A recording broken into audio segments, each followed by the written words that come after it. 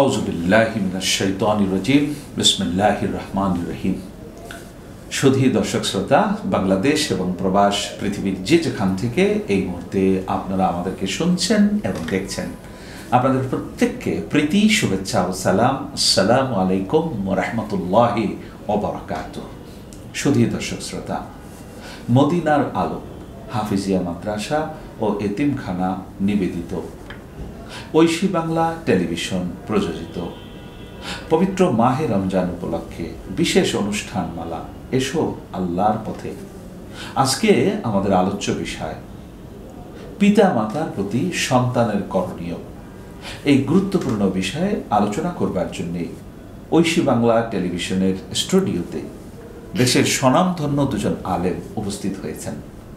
সুধী দর্শক শ্রোতা, শুরুতেই তাদের সাথে আমি আপনাদেরকে পরিচয় করিয়ে দেব। আমার পাশেই যিনি রয়েছেন, বাংলাদেশের অন্যতম একটি জেলা শরীয়তপুর, এই শরীয়তপুর জেলার মদিনার কাফেলা দরবার শরীফের সম্মানিত পীর সাহেব কেবলা মাওলানা এস.এ. কুদ্দুস বিসবাহ। আসসালামু আলাইকুম ওয়া রাহমাতুল্লাহি ওয়া বারাকাতুহু। সুধী দর্শক শ্রোতা, এই পর্যায়ে আমরা পরিচয় করিয়ে দিব মালয়েশিয়ার দারুল ইসান জামে মসজিদের সাবেক খতিব আলহাজ মাওলানা মঞ্জুরুল ইসলাম আল হুসাইনি সাহেব। আসসালামু আলাইকুম ওয়া রাহমাতুল্লাহি ওয়া বারাকাতুহু। সুধী দর্শক শ্রোতা, দুজন প্রাজ্ঞ সম্মানিত আলোচকদের সাথে আপনাদেরকে পরিচয় করিয়ে দিলাম। এখন আমরা মূল আলোচনা পর্বে প্রবেশ করব। পিতা মাতা, যেই পিতার ঔরসে মায়ের গর্ভে হয়ে আমরা এই পৃথিবীতে এসেছি, আমাদের এই মানব জীবন যে পিতা মাতার কাছে চিরঋণী হয়ে আছে, সেই পিতা মাতার প্রতি আমাদের দায়িত্ব এবং কর্তব্য কি রয়েছে, গুরুত্বপূর্ণ এই বিষয় নিয়ে আমরা দেশের প্রথিতযশা দুজন আলেম, একজন যিনি মালয়েশিয়ায় একটি জাতীয় মসজিদের খতিবের দায়িত্ব পালন করেছেন, আরেকজন বাংলাদেশ শরীয়তপুর জেলার মদিনার কাফেলা দরবার শরীফের পীর সাহেব কেবলা, এই দুজনের কাছ থেকে আমরা মূল্যবান আলোচনা শুনব। শুরুতেই সন্তানের প্রতি কি কি কর্তব্য রয়েছে, পিতামাতার বিষয়ে কি করণীয় রয়েছে, মূল্যবানের বিষয়ে আলোচনা করবার জন্য আমি আমন্ত্রণ জানাচ্ছি মাওলানা মঞ্জুরুল ইসলাম আল হুসাইনি সাহেবকে। সম্মানিত দর্শক শ্রোতা, আজকের এই অনুষ্ঠানের উপস্থাপক বিশিষ্ট মিডিয়া ব্যক্তিত্ব, বিশিষ্ট সাংবাদিক, বিশিষ্ট আলেম দ্বীন, দেশ বরেণ্য উলামায়ে কেরামদের মধ্যে অন্যতম ব্যক্তিত্ব জনাব হযরতুল আল্লাম হযরত মাওলানা মহিউদ্দিন খান ফারুকী সাহেব মাদ্দাজিউল আলী হুজুরকে আমাকে এই সুন্দরতম আলোচনায় উপনীত হওয়ার জন্য সহযোগিতা করার জন্য আমি আন্তরিক ধন্যবাদ জানাচ্ছি। সম্মানিত সুধী, কোরআনে কারিমে আল্লাহ রাব্বুল আলামিন মাতা পিতার কর্তব্যের উপরে আল্লাহ কোরআনের আয়াত নাজিল করে গোটা পৃথিবীবাসীকে জানিয়েছেন। আল্লাহ রাব্বুল আলামিন সূরা বনী ইসরাঈলে ঘোষণা দিয়েছেন, ওয়াকাদা রাব্বুকা আল্লা তা'বুদু ইল্লা ইয়্যাহু ওয়া বিল ওয়ালিদাইনি ইহসানা ইম্মা ইয়াবলুগান্না ইনদাকাল কিবারা আহাদুহুমা আও কিলাহুমা ফালা তাকুল লাহুমা উফফি ওয়া লা তানহারহুমা কুল লাহুমা কাওলান কারীমা। ইরশাদ হচ্ছে, আল্লাহ বলছেন, আমাকে ব্যতীত কারো ইবাদত তোমরা করবে না এবং আমার সাথে কাউকে তোমরা শরীক করবে না। পরক্ষণেই আল্লাহ রাব্বুল আলামিন মাতা পিতার প্রতি অত্যন্ত গুরুত্ব আরোপ করেছেন যে আমার পরে তোমার মায়ের সেবা করবে, বাবার সেবা করবে, মার খেদমত করবে, বাবার খেদমত করবে, কারণ তেনারা হচ্ছেন তোমাদের ওয়ালেদ, জন্মদাতা পিতা মাতা, তাদের কদমের যে তোমাদের জন্য জান্নাত রয়েছে। সুতরাং পৃথিবীবাসী যে কোনো সন্তান যদি আল্লাহর জান্নাতে যেতে চায় তাহলে অবশ্যই আল্লাহর পরে তার মা বাবার খেদমত করাটা অপরিহার্য। অসংখ্য ধন্যবাদ। সুধী দর্শক শ্রোতা, মাওলানা মঞ্জুরুল ইসলাম আল হুসাইনি সাহেব মহাগ্রন্থ আল কোরআনের আয়াত দ্বারা পিতামাতার খেদমতের বিষয়টি উপস্থাপনা করলেন। এই পর্যায়ে আমি পিতামাতার প্রতি সন্তানের কর্তব্য বিষয়ে আলোচনা করবার জন্য আমন্ত্রণ জানাচ্ছি মাওলানা এস.এ. কুদ্দুস মিসবাহ।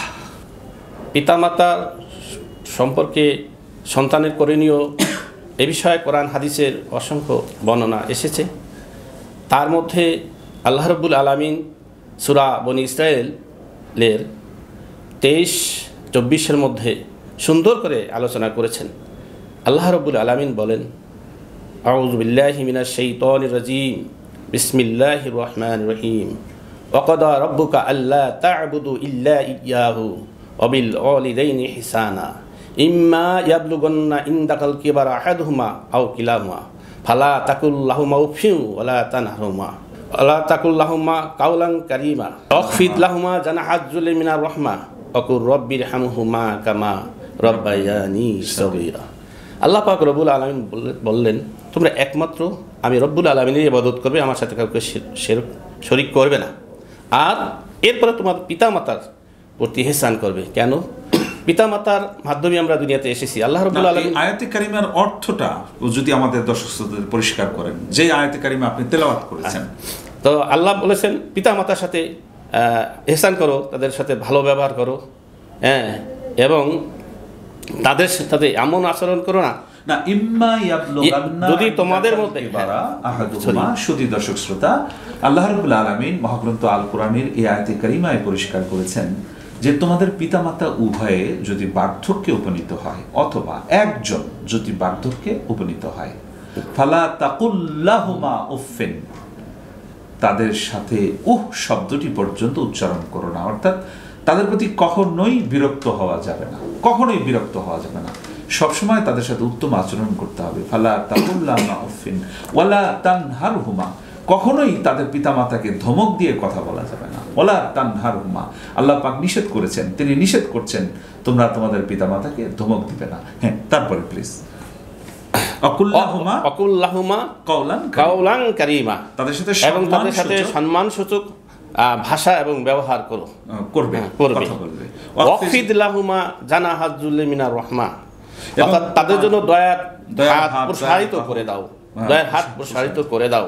ওয়াকুর রাব্বিরহামহু মা কামা রাব্বায়ানি সগীরা, এবং তাদের জন্য বলো, আল্লাহর কাছে প্রার্থনা করো যে আল্লাহ পাক রব্বুল আলামিন আমাদের পিতামাতার উপর আপনি রহম করুন, যেভাবে তারা রহম করেছিলেন আমাদের শৈশবকালে। বাহ, মাশাআল্লাহ। শুধু দর্শক শ্রোতা, আমরা খুবই মূল্যবান আলোচনাটি শুনলাম মাওলানা এস এ কুদ্দুস মেজবার কাছ থেকে। শুধু দর্শক শ্রোতা, এই পৃথিবীতে আল্লাহ রাব্বুল আলামিন আমাদেরকে যত উপহার দিয়েছেন, সর্বশ্রেষ্ঠ উপহার মানব জীবনে আমাদের জন্য আমাদের মা, আমাদের বাবা। মা বাবার চেয়ে উত্তম কোনো উপহার এই পৃথিবীতে হতে পারে না, যা আল্লাহ রাব্বুল আলামিন এবং আল্লাহ রাসূল সাল্লাল্লাহু আলাইহি সাল্লাম আমাদেরকে দিয়েছেন। শুধু দর্শক শ্রোতা, রাসূল আকরাম সাল্লাল্লাহু আলাইহি ওয়াসাল্লামের কাছে প্রশ্ন করা হলো, ইয়া রাসূলুল্লাহ মান আহাক্কু বিহুসনি সাহাবাতি, এই পৃথিবীতে আমার কাছে সবচেয়ে ভালো ব্যবহার কে পাবে? রাসূল আকরাম সাল্লাল্লাহু আলাইহি সাল্লাম বললেন, কালা উম্মুকা, তোমার মা। ওই সাহাবী আবার প্রশ্ন করলেন, সুম্মা মান? ইয়া রাসূলুল্লাহ, বুঝলাম এই পৃথিবীতে সবচেয়ে বেশি উত্তম আচরণ পাবে আমার কাছ থেকে আমার মা, তারপরে কে? সুম্মা মান? কালা উম্মুকা। দ্বিতীয়বার রাসূল আরবি সাল্লাল্লাহু আলাইহি ওয়াসাল্লাম জবাব দিলেন, দ্বিতীয়বারও তোমার কাছে যিনি উত্তম আচরণ পাবেন, এই পৃথিবীতে সবচাইতে ভালো ব্যবহার যিনি পাবেন, তিনি তোমার মা। ওই সাহাবী তৃতীয়বার প্রশ্ন করলেন, সুম্মা মান? ইয়া রাসূলুল্লাহ সাল্লাল্লাহু আলাইহি ওয়াসাল্লাম, এই পৃথিবীতে তৃতীয়বার আমার কাছে সবচেয়ে উত্তম ব্যবহার কে পাবে? রাসূল আকরাম সাল্লাল্লাহু আলাইহি ওয়াসাল্লাম জবাব দিলেন, কালা উম্মুকা, তৃতীয়বার হচ্ছে তোমার মা। ওই সাহাবী আটকে উঠলেন। তারপরে ওই সাহাবী চতুর্থবার প্রশ্ন করলেন, ইয়া রাসূলুল্লাহ সুম্মা মান? তারপরে কে এই পৃথিবীতে আমার কাছে সবচাইতে ভালো ব্যবহার পাবে? রাসূল আকরাম সাল্লাল্লাহু আলাইহি সাল্লাম চতুর্থবার জবাব দিলেন, কালা আবাকা।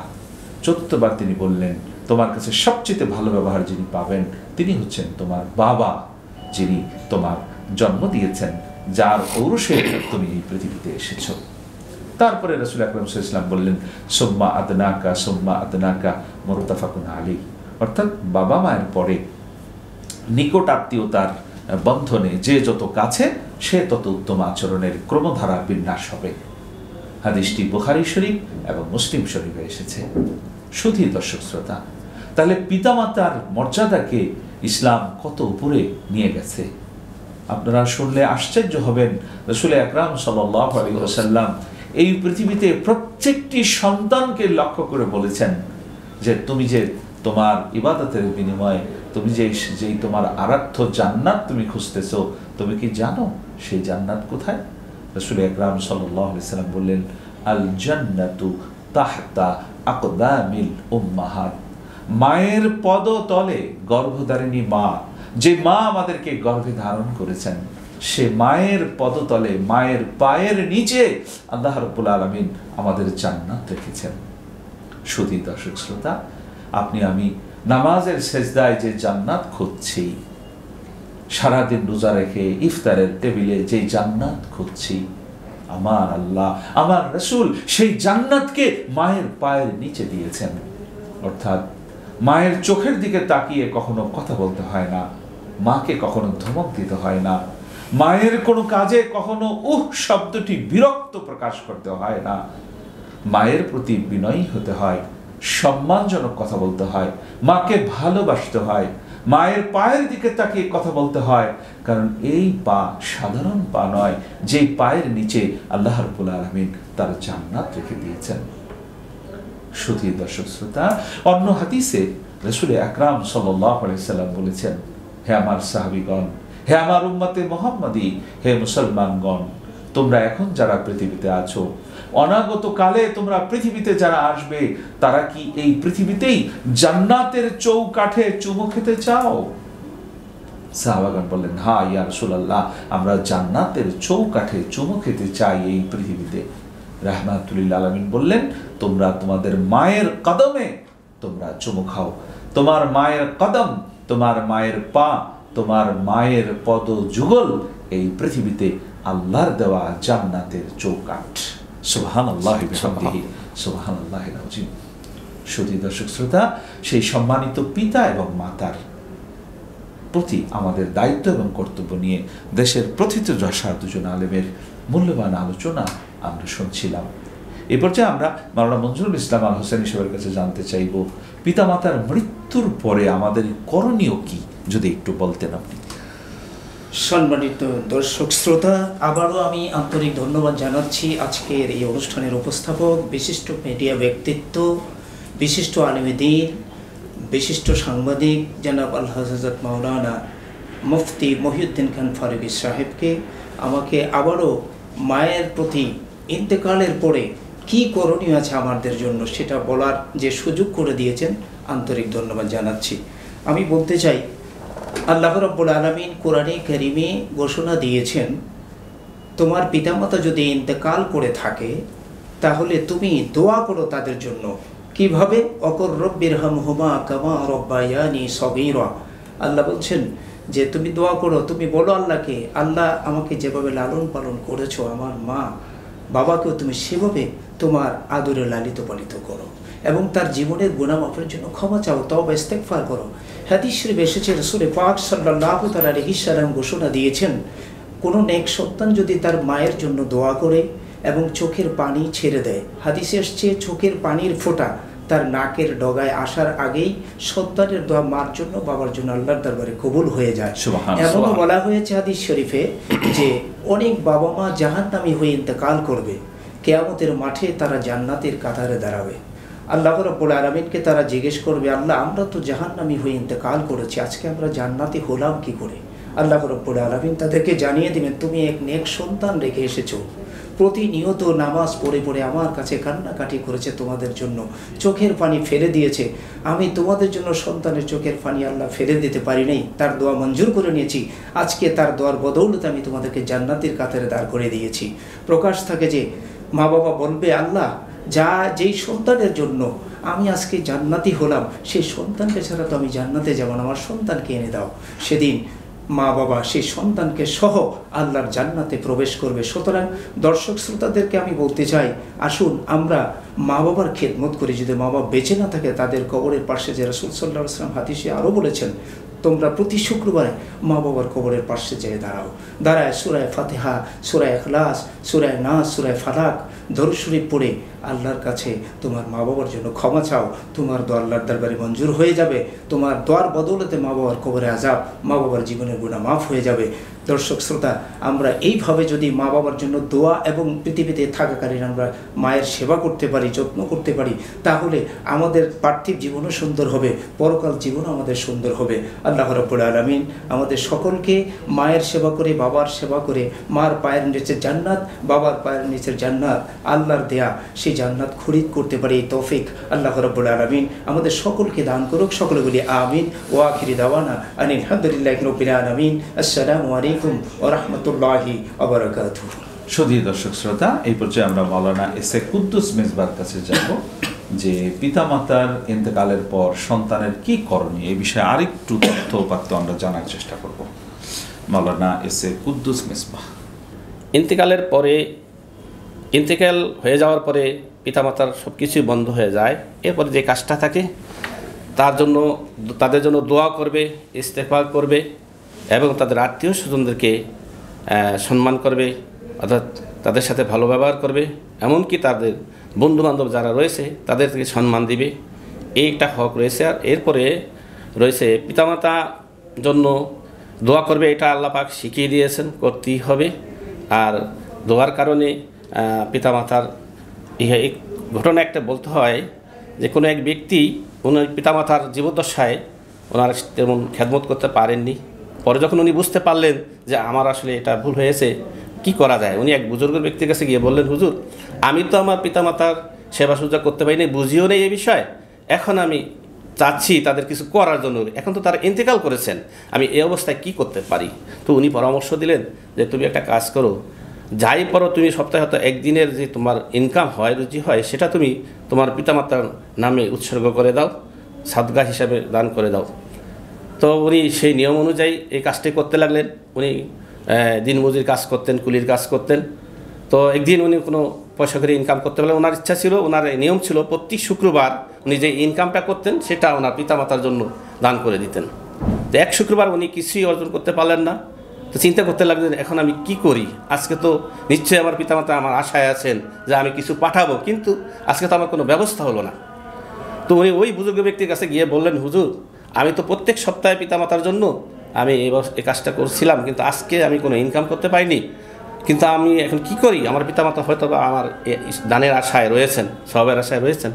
তো উনি বললেন, তুমি একটা কাজ করো, বাজার গিয়ে কদু চোকলা পাওয়া যায়, এগুলো কুচি কুচি করে কেটে তোমার প্রতিবেশীর এই যে গরুর থাকে সেটার মধ্যে দিয়ে দাও আল্লাহর রাস্তায়, এটার প্রতিদান আল্লাহ তাকে দিয়ে দেবেন। তখন তিনি তাই করলেন। উনি যখন এই কুচি কুচি করে কেটে দিয়ে দিলেন, ওদিন ওনার স্বপ্নে দেখতেছেন ওনার পিতা মাতা উভয় বলতেছেন, বাবা, আমাদের একটা ইচ্ছা ছিল অনেক দিন যাবত কদু খাওয়ার, কিন্তু সেই ইচ্ছাটা কিছুতেই পূরণ হচ্ছিল না, তুমি এমন একটা কাজ করেছো, আজকে এই জিনিসটা দান করার কারণে আল্লাহ রাব্বুল আলামিন আমাদের সেই কদু খাওয়ার তৃপ্তি মিটিয়ে দিয়েছেন, আমরা তোমার প্রতি সন্তুষ্ট হয়ে গিয়েছি। এখন দর্শক শ্রোতা, অত্যন্ত মূল্যবান আলোচনা করলেন মাওলানা এস এ কুদ্দুস মেজবাহ। আপনারা লক্ষ্য করেছেন যে রাসূল করিম সাল্লাল্লাহু আলাইহি ওয়াসাল্লাম, মহাগ্রন্থ আল কোরআন এবং ইসলামের বিভিন্ন বিষয় নিয়ে আমরা কিন্তু এতক্ষণ পর্যন্ত দেশের প্রথিতযশা দুজন আলেমের মূল্যবান আলোচনাটি আমরা শুনলাম। সুধী দর্শক শ্রোতা, পিতামাতা জীবদ্দশায় যেরকম সম্মানিত, তাদের মৃত্যুর পর অফাতের পরেও তারা আমাদের কাছে সম্মানিত। সেই পিতামাতার অফাতের পরে তাদের যেই বৈধ শরীয়ত সম্মত যে ওসিয়ত আছে, সেই ওসিয়তগুলো কিন্তু সন্তানকে পালন করতে হয়। বাবা মার বন্ধু বান্ধব, পাড়া প্রতিবেশী যারা ছিলেন তাদেরকে আলাদা নজরে দেখতে হয়, সম্মান করতে হয়। বাবা মার জন্য নিয়মিত দোয়া করতে হয়, তাদের জন্য দান সদকা করতে হয়। যে আলোচনাগুলো আমাদের প্রাজ্ঞ আলোচক আপনাদের সামনে উপস্থাপন করলেন। সুধী দর্শক শ্রোতা, দেখতে দেখতে আমরা অনুষ্ঠানের একেবারে শেষ পর্যায়ে এসে গেছি। আপনারা দীর্ঘ সময় আমাদের ঐশী বাংলা টেলিভিশনের পর্দায় দেশের প্রথিতযশা দুজন আলেমের আলোচনা আপনারা শুনলেন। সুধী দর্শক শ্রোতা, আমরা অনুষ্ঠানের শেষ পর্যায়ে আপনাদের আন্তরিক ধন্যবাদ জানাই দীর্ঘ সময় আমাদের সাথে থাকবার জন্যে। আমরা আন্তরিক ধন্যবাদ জানাই মাওলানা মঞ্জুরুল ইসলাম আল হোসেনী সাহেবকে, আন্তরিক ধন্যবাদ জানাই মাওলানা এস এ কুদ্দুস মেজবাহ সাহেবকে, কষ্ট করে আমাদের স্টুডিওতে এসে তাদের এই মূল্যবান সময় আমাদেরকে দেওয়ার জন্য। সুধী দর্শক শ্রোতা, সকলে ভালো থাকবেন, সুস্থ থাকবেন। ইনশাল্লাহ পরবর্তী অনুষ্ঠানে নতুন কোনো বিষয়ে, নতুন কোনো অতিথি নিয়ে আমি হাজির হব, মাওলানা মহিউদ্দিন খান ফারুকী। সে পর্যন্ত সকলে ভালো থাকুন, সুস্থ থাকুন। ওয়া আখিরু দাওয়ানা আনিল হামদুলিল্লাহি রাব্বিল আলামিন। ওয়াসসালামু আলাইকুম ওয়া রাহমাতুল্লাহি ওয়া বারাকাতুহু।